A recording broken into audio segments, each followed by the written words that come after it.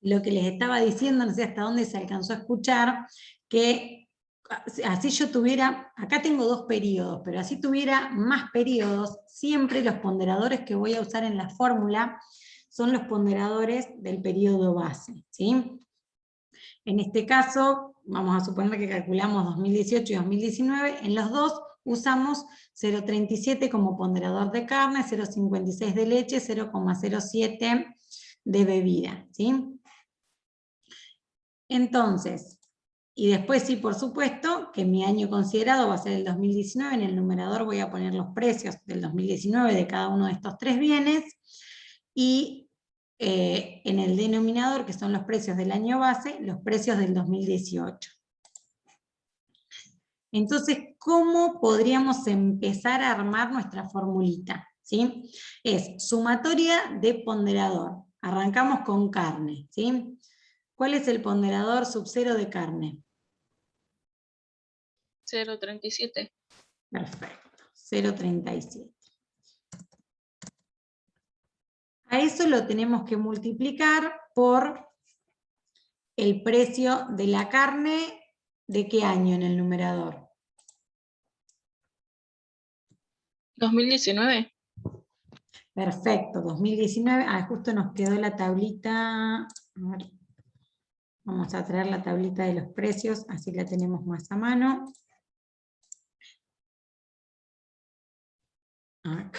Bien. Entonces, perfecto, porque mi periodo considerado en este caso, o sea, el periodo para el que yo estoy calculando el índice de precios, es 2019. Entonces, en el numerador voy a poner el precio de la carne para el año 2019, que ¿de cuánto es? 158. Perfecto. Dividido el precio de la carne para el periodo base, que ¿de cuánto es? 90. Perfecto. Entonces, fíjense que nos queda 0,37, que es el ponderador sub-0 de la carne, por el precio de la carne en el periodo considerado, que es 2019, dividido el precio de la carne en el periodo base, que es 2018. ¿Sí? ¿Ven? Perfecto que nos queda tal cual la formulita. Y eso mismo vamos a hacer con los restantes 2 bienes. Y ahora voy a hacer entonces el ponderador de la leche, que ¿de cuánto es?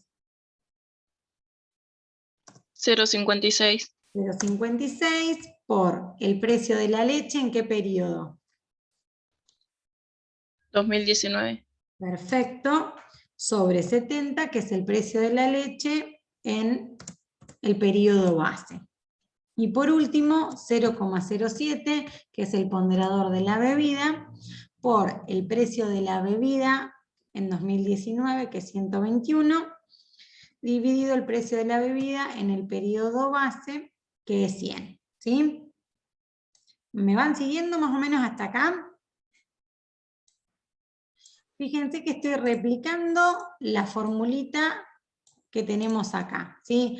Hago los ponderadores del periodo base de cada uno de los 3 bienes, multiplicado por el precio de cada uno de estos 3 bienes en el periodo, en este caso 2019, que es para que estoy calculando, sobre los precios de cada uno de los bienes en 2018, que es el periodo base. Todo esto me tiene que quedar entre paréntesis, ¿sí? A veces cometen el error de que les queda multiplicado por 100 el último sumando y les da mal el índice. Entonces, a todo esto lo multiplicamos por el 100 de la fórmula. Multiplicado por 100. ¿Eso cuánto les da?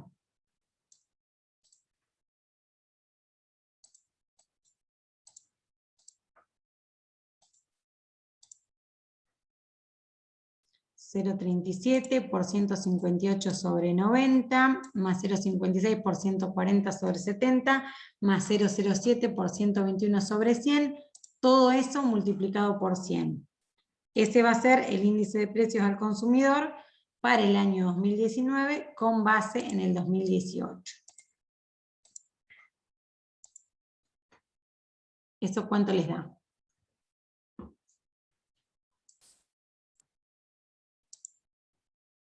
Puede ser 209 con 425. Vamos a poner 209, sí puede ser porque ustedes fíjense, a simple vista, ya ahí cuando ustedes ven el índice de precios del 18 con el 19, ¿qué ven? Que es mayor el índice de precios del 2019. O sea que probablemente, ¿qué haya habido entre 2018 y 2019? Inflación. Inflación, tal cual. Entonces, puede ser que sea 209, porque fíjense que todos los precios subieron. Este subió al doble, bueno, de última por ahí habría que revisar si alguno por ahí controla, pero puede ser que sea 209.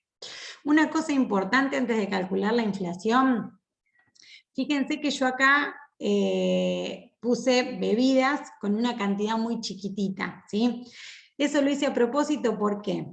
Porque es importante el tema este de los ponderadores, por lo que les decía hace un rato. Puede ser que haya un bien que haya subido muchísimo de precio, no sé, aumentó al triple, pero la incidencia que va a tener en nuestro índice y en definitiva en la inflación, cuando el porcentaje que se destina de gasto a ese bien es ínfimo, no va a ser significativo, ¿sí? En cambio, por ahí hay un bien que no sube tanto de precio, pero que su importancia relativa es grande, ¿sí? Entonces, es muy importante. ¿Esto por qué lo digo? Por ahí si ustedes tuvieran que elaborar un índice, y yo les digo, bueno, a ver, elaboren este índice y la condición que tengo, a ver, traten de fijarse no sé, no tenemos la información de los ponderadores ni la podemos calcular, pero como tengo que hacer una presentación no sé dónde, necesito demostrar que la inflación fue lo más baja posible. Y les digo, elijan los ponderadores para que la inflación sea lo menor posible. Entonces, ustedes a los bienes, si tienen que cumplir esto que yo les pido, a los ponderadores de los bienes que más subieron de precio, les van a asignar un ponderador, por ejemplo, de 0,05 o de 0,80, o sea, un ponderador más bajo o más alto. Si quieren mostrar un índice que la tasa de inflación sea lo más baja que puedan.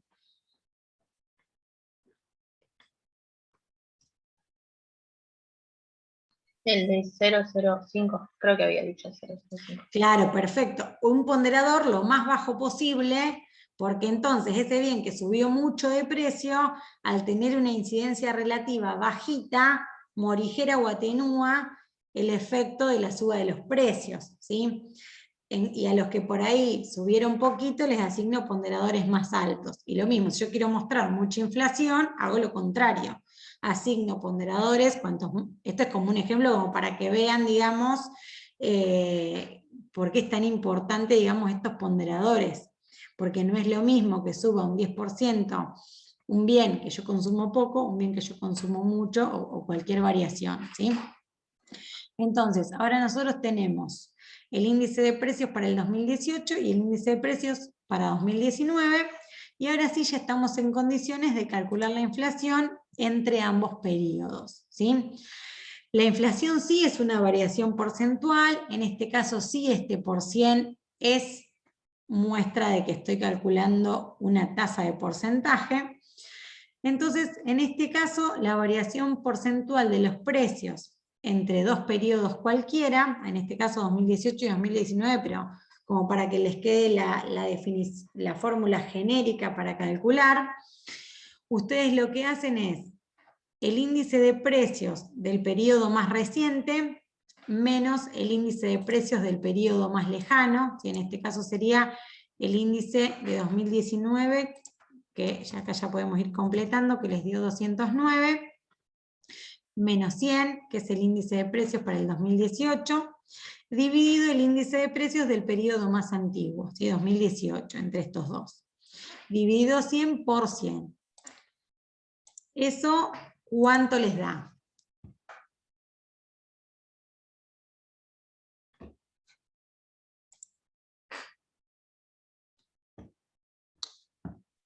$109. Bien, entonces, fíjense que lo que ustedes obtienen es que los precios aumentaron un 109%, ¿sí? Se fueron a más del doble. Ese valor que ustedes sacan, esa variación porcentual de los precios, es justamente la tasa de inflación. Cuando esa variación porcentual les da positiva, como en este caso, eso indica que los precios aumentaron, ¿sí? Y el porcentaje en el que aumentaron es lo que acaban de sacar recién, ¿sí? La tasa. Si ahí la variación porcentual les diera 0, es que hubo estabilidad de precios, o sea que en promedio los precios se mantuvieron estables entre 2018 y 2019, y podría darse el caso de que les dé negativo. ¿Sí? En el caso que les da negativo, no hay inflación, es el fenómeno opuesto a la inflación, que es el de la deflación, hay un descenso sostenido y generalizado en el nivel de precios, ¿sí? Que también es un fenómeno que puede suceder. Entonces, en este caso, a nosotros nos dio una inflación positiva, o sea, hubo inflación, ¿y de cuánto fue la inflación? Del 109%, ¿sí? Bueno, ¿alguna duda hasta acá o vamos más o menos bien? Es importante que tengan bien en claro las fórmulas y que sepan, digamos, lo que están calculando. Entonces, una vez que sacamos la inflación, yo lo que quiero calcular también, otra información importante, que vamos a poder sacar gracias a estos índices, quiero saber si yo gané o perdí poder de compra entre el 2018 y el 2019. Entonces vamos a suponer que mi salario nominal era de 50.000 pesos en 2018 y sigue siendo de 50.000 pesos en el año 2019. Y acá yo sé que el índice de precios para 2019 es 209, que ya lo sacamos recién, ¿sí? Lógicamente, a priori, van a haber ganado o perdido poder de compra. Profe, hay alguien que tiene el micrófono abierto y me hace un eco. Ay, a ver. Ahí está. Entonces, obviamente, si el salario nominal se mantuvo constante y los precios subieron, seguramente habremos perdido poder de compra, ¿sí? Pero ahora vamos a ver, pues a veces puede ser que también el salario suba, ¿sí? Entonces ustedes vienen re contentos, y me aumentaron el salario, no sé, en vez de ser 50.000 pesos, me subieron el sueldo a 80.000 pesos, ¿sí? Y están re contentos. Vamos a suponer ese ejemplo, por ejemplo. Entonces, si a ustedes les suben el salario de 50.000 a 80.000, sí, mejoró su salario nominal, pero hay que ver cómo es ese aumento de su salario en términos nominales con respecto al aumento de los precios, porque puede ser que el aumento que les dieron haya compensado la suba de precios y mantienen el poder adquisitivo, puede ser que el aumento fue mayor a la inflación, entonces ganaron poder adquisitivo, o puede darse el caso, lo más usual que sucede, es que de todas maneras, a pesar de tener una recomposición salarial, si eso no va acorde a la inflación que hay, pierden poder de compra, ¿sí? Entonces lo que vamos a hacer acá es calcularlo. ¿Cómo es la fórmula para calcular? Cuando yo tengo el salario en términos nominales, ¿se acuerdan que cuando vimos PBI vimos algo de nominal versus real, o términos constantes versus términos corrientes y demás? El salario en términos nominales no me da la pauta de si yo gané o perdí poder de compra, ¿sí? Yo necesito tener una serie de salario real, ¿sí? Necesito tener un salario en términos reales. De esta manera, yo tengo que construir esta tercera columna. ¿Por qué tengo que construir este salario en términos reales? Porque este salario nominal son 50.000 pesos en pesos del año 2018.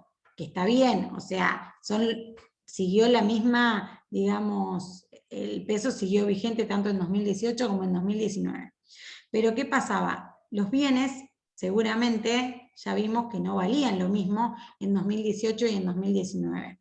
Y lo mismo pasa con estos 80.000 pesos de 2019. Entonces no es comparable, ¿sí? Yo mirando esto, así siga ganando los 50.000, o gane 80.000, o gane 200.000, no puedo saber si estoy mejor o peor.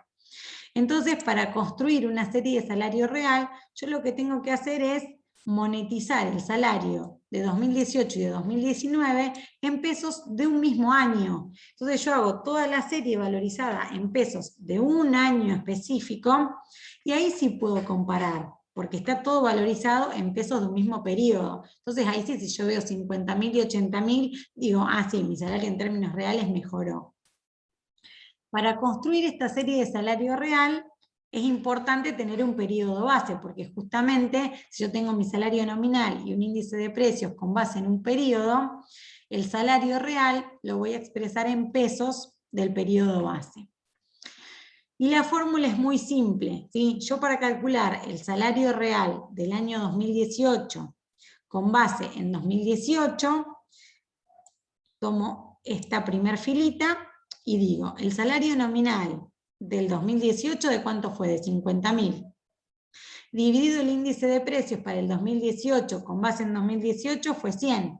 Entonces 50.000 dividido 100 multiplicado por 100. ¿Cuánto da esto? 50.000. Da 50.000 pesos. Eso es la misma obviedad que yo les decía con el índice de precios en el base que vale 100. Obviamente siempre en el periodo base el salario nominal y el salario real coinciden. ¿Y por qué? Porque este salario nominal está en pesos de 2018 y el salario real justamente también para toda la serie va a estar en pesos de 2018. Entonces siempre vale lo mismo. Ahora cuando yo quiero sacar el salario real en pesos de 2018, pero para el año 2019, acá yo voy a calcular el salario real de 2019 en base 2018, y entonces voy a poner el salario nominal del año 2019, que de cuánto fue. 80.000. Perfecto. A eso lo voy a dividir por el índice de precios de 2019, en base 18, ¿sí? Pero este IPC es del periodo 2019. ¿De cuánto es? 209. Entonces, y acá multiplico por 100, ¿sí? Entonces, 80.000 dividido 209 por 100, ¿cuánto les da? 38.278. ¿Cuánto les da? Perdón. 38.278. Perfecto, bárbaro. Había entendido 78.000 y digo, no puede ser porque subió mucho más los precios que el salario. Perfecto. Entonces, fíjense que ya nosotros a simple vista vemos que qué pasó con el salario real entre 2018 y 2009. ¿Subió o bajó? Bajó. Bajó, porque estos 80.000 pesos que yo cobré en el año 2019, en pesos del 18, equivalen a 38.000 pesos, ¿sí? Entonces yo ahora quiero saber entonces efectivamente de cuánto fue la pérdida de mi poder adquisitivo, ¿sí? Entonces hay otra fórmula que es importante. Ah, otra cosa, yo les voy mezclando. Hay otra manera también. Profe, Sí. yo tengo una duda, no sé si estoy confundiendo, pero si se evalúa a precio real, ¿no se utilizaría el mismo índice?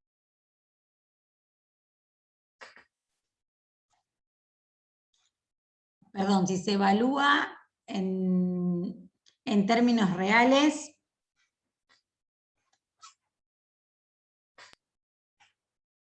No se utilizaría el mismo índice porque la definición dice que se evalúa por periodo. bien, o sea, nosotros por un lado calculamos los índices de precios, ¿sí? Que sería el 100 de 2018 y el 209 de 2019. Eso lo calculamos. Ahora, esto es otra cuestión. Bueno, y en base a eso calculamos la inflación, ¿sí? Que dijimos la inflación fue del 109%. Ahora lo que estamos calculando es distinto. Ahora lo que estamos expresando, estamos transformando nuestra serie de salario nominal en una serie de salario real, ¿sí? Entonces, cuando yo transformo mi serie de salario nominal en salario real, lo que estoy haciendo es expresar el salario en pesos de un único periodo. Entonces, cuando yo tengo todos los periodos, ahí sí puedo comparar, como acá yo comparaba, yo estos 50.000 y estos 80.000, en términos económicos, sí, obviamente, sí, fue un aumento, le pagaron más dinero, todo bien. Es más, hasta si yo lo comparo, fíjense que llego a una conclusión errónea, porque digo, uy, el salario nominal creció, esta persona tiene más poder de compra, ¿sí? Entonces, no es interesante en términos económicos hacer esta comparación mirando simplemente el salario en términos nominales. En cambio, en esta última columna que yo calculé, yo expreso tanto el salario de 2018 como de 2019 en pesos de 2018, ¿sí? Porque ese fue el periodo que yo tomé como base para elaborar mi índice de precios. Entonces, esto sí yo lo puedo comparar, ¿sí? Que era lo que decía recién. Estos 80.000 en pesos del 18 valen 38.278. Evidentemente perdí poder de compra. Entonces, si vos acá repetís el índice de 100, no sé si va por ahí la pregunta, vos decís, bueno, yo estoy Sí, comprando va en por ahí. pesos de 18, acá tendría que, ¿por qué tomo el 2000, tomo el 209? Tomo 100, ¿sí? Pero justamente esa es la importancia para la que yo calculo el índice de precios, porque fíjate que si yo acá pongo 100, acá me da 80.000, y entonces la respuesta que ustedes tendrían que dar, por ejemplo, en el examen, es sí, la persona ganó poder de compra. Entonces, lo interesante que me permite inferir la evolución en el índice de precios es a mi salario nominal, deflactarlo en una palabra por el índice de precios, porque justamente yo cobré más plata. ¿Y por qué entonces vale menos? Porque el aumento, el porcentaje que me aumentaron el salario fue inferior al aumento de los precios. Yo ahora justo la borré, pero acá en la formulita que tenían, que yo les había puesto, que después se los voy a subir, yo modifico, hago ejemplos y se los voy a subir con la formulita esa, tengo que tener justamente en cuenta el salario nominal del 2019, que sería el numerador, dividido el índice de precios de 2019, porque yo estoy calculando el salario real para el 2019, aunque lo valorice en precios de 2018, y eso multiplico por 100. Ya el base 2018 ya está en la estructura cuando nosotros armamos, porque este 209 lo sacamos y tuvimos en cuenta qué ponderadores, el 0,37, el 0,36, Sí, sí. entonces ahí es, por ahí, sí, es medio complejo, yo trato por ahí de bajárselo, pero es como mucha información. Entonces ya en esta estructura nosotros ya consideramos como base al 18, pero después yo tomo en cuenta salario 2019 dividido el índice del 19 con base en el 18 por 100. Y de ahí saco los 38.278. Pero está perfecta la pregunta. Cualquier duda Listo, que tenga, profe. porque sí, a veces es como que se presta mucho a confusión. Bueno, entonces ahora yo les decía, yo ya a simple vista vemos que perdimos poder de compra a pesar del incremento salarial que tuvimos, pero queremos saber cuánto, ¿sí? En qué porcentaje disminuyó nuestro poder adquisitivo. Entonces hay otra formulita importante. Bueno, acá vamos a cambiarle por esta información que habíamos puesto. Acá 209, y a ver acá. Acá nos había quedado 50.000, y acá ¿cuánto nos había quedado? 32.678. Sí, no. 38.278. Entonces, para sacar la variación porcentual del salario real entre 2018 y 2019, y esto era también lo que les quería decir, yo cuando calculamos inflación, usamos una fórmula de este tipo, ¿sí? El IPC del 19 menos el IPC del 18 sobre el IPC del 18 por 100, y también después chequen, da lo mismo si hacemos el IPC del 19, del más reciente, sobre el IPC del más antiguo, el 18, por menos 1 por 100, ¿sí? Son dos maneras diferentes de calcular lo mismo. Usen la que les resulte más práctica. Y lo mismo para calcular la variación porcentual del salario real entre 2 periodos, ¿sí? Siempre vamos a tomar la columnita de salario real y vamos a comparar el salario real del 19, que es 38.678, dividido ¿cuánto? El salario real del 18. 50.000, ¿sí? Menos 1 por 100. Y es lo mismo si hacen acá 38.678 menos 50.000 sobre 50.000 por 100. ¿Sí? Les va a dar de las dos maneras lo mismo. Entonces, ¿cuánto les da la variación porcentual del salario real entre el 18 y el 19?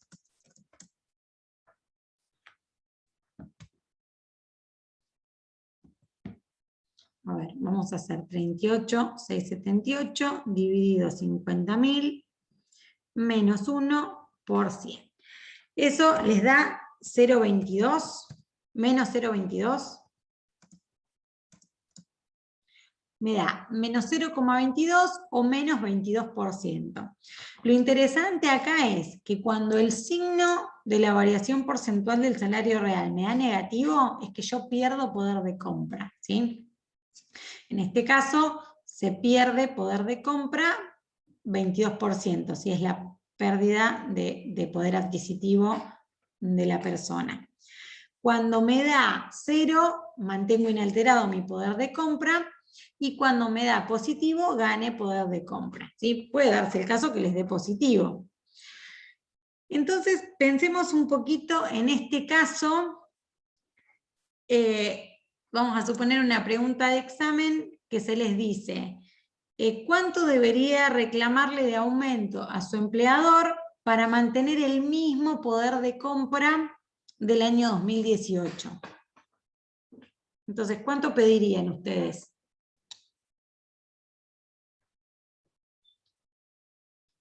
Así pueden exactamente mantener, no quieren mejorar, aunque sea poder mantener el mismo poder de compra que tenían en el periodo anterior.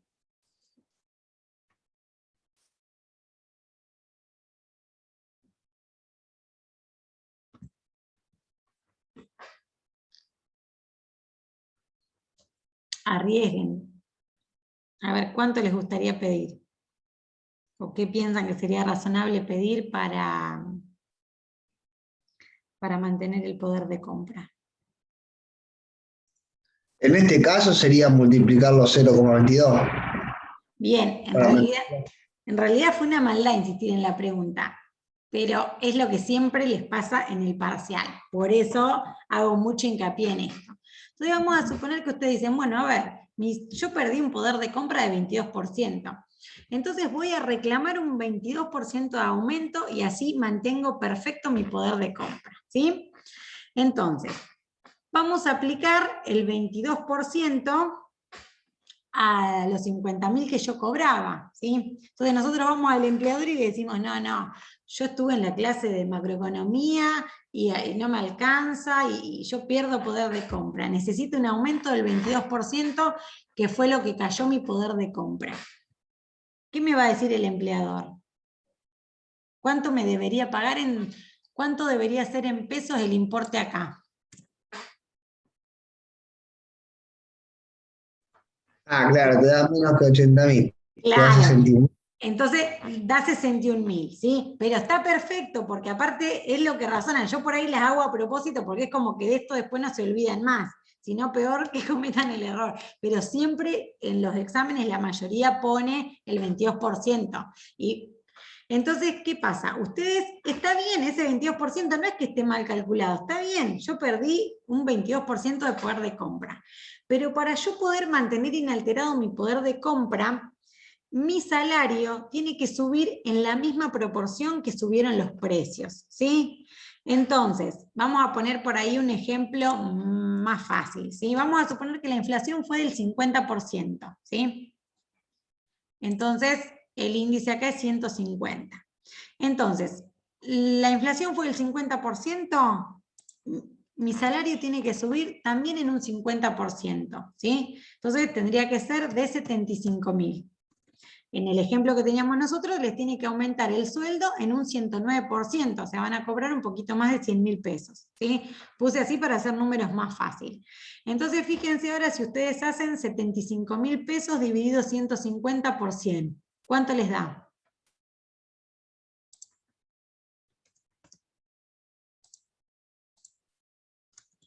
Les debería dar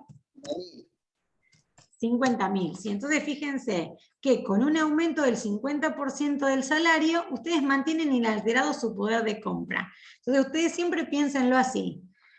¿Cuánto debería haber sido el aumento para mantener inalterado el poder de compra?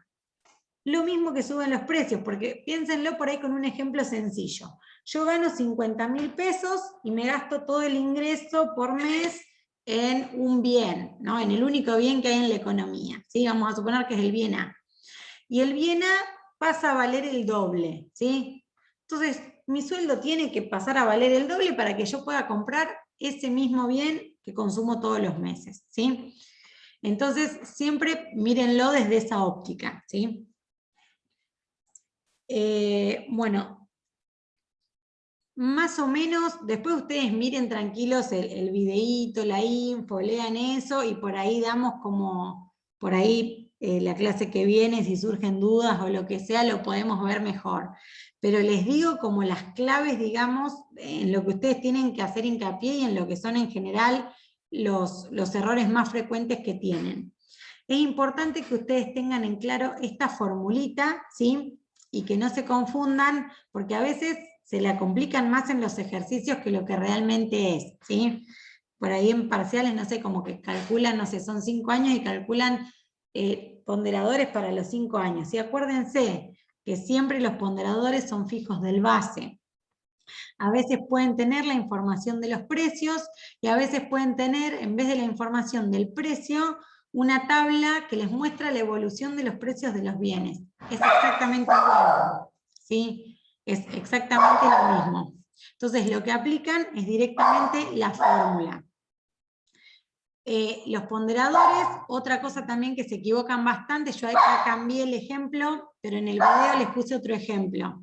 En el video les puse lo que gastan directamente en vez de ponerle precio por cantidad, gasta 2.250 en carne, gasta 3.500 en leche, ¿sí? Y hay veces que los ponderadores se les da, pero si ustedes no entienden por ahí o no entienden el concepto de ponderador, a veces pierden un montón de tiempo en el ejercicio y ya tienen los ponderadores. Si en el ejercicio de examen ustedes tienen 4 bienes y dentro de la consigna les dice, se sabe que todos los bienes de la canasta tienen la misma importancia relativa. ¿Tienen los ponderadores o no? Sí, 0,25 cada uno. 0,25 cada uno, ¿sí? Si les dice, se sabe que los bienes son 2.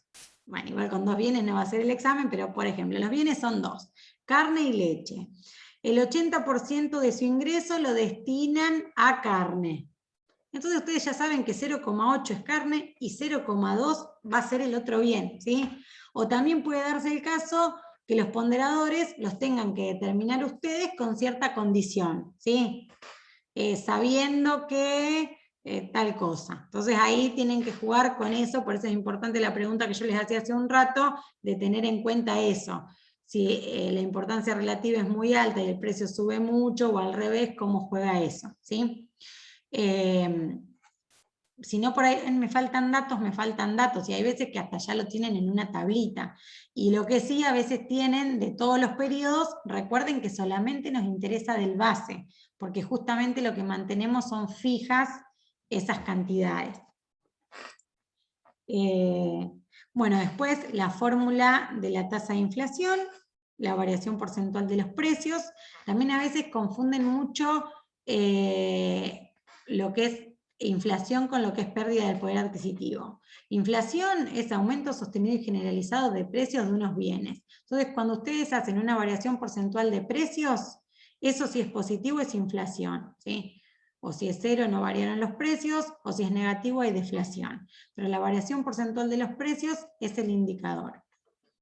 En cambio, si la pregunta fuera ¿qué pasó con el poder de compra?, necesitamos construir una serie de salario real. Después va a haber algunas cuestiones que las van a ver en práctica, yo no los quiero marear mucho, pero pueden cambiar la base del índice, y eso es por regla de 3 simple, hay ejercicios en la guía donde van a ver eso, pero yo creo que el foco, digamos, en índice de precios es que tengan en cuenta estas 3 cuestiones: armar los índices de precios, calcular la tasa de inflación sabiendo que usan la evolución de esos índices de precios, y la pérdida del poder adquisitivo. Y después siempre hay alguna preguntita como la que yo les dije, ¿no? O sea, a veces les ponemos, el sindicato propone tal cosa, el empleador ofrece, ustedes los asesoran, ¿cuánto debería ser? Bueno, ahí tener en cuenta lo que hablábamos recién, ¿sí? Que la variación, digamos, el incremento salarial tiene que ser al menos igual que la inflación para que ustedes mantengan su poder de compra. No sé, es medio complejo el tema, pero bueno, es como para arrancar. Después miren tranquilos el video, que es cortito, y por ahí hacen el ejemplo, y yo creo que con los ejercicios de la guía les va a quedar mucho más claro. No sé si hay alguna duda, consulta. No lo entendí, profe. Bueno, ahí me Yo alegro. también. Son temas que son re tediosos y más para teoría, por ahí con algún ejemplito simples como que por ahí enganchan. No se preocupen si por ahí están un poco perdidos. La fichita es re cortita y es muy interesante, la de cómo usar el índice de precios, y creo que el videíto cortito ese que les subí va a estar bueno para que lo practiquen. Bueno, los libero entonces. Nos vemos la semana que viene. Profe. Chao, profe, buen fin de. Gracias, igualmente. Descansen. Gracias. Adiós. Chao, profe, gracias. Buen fin de. Gracias.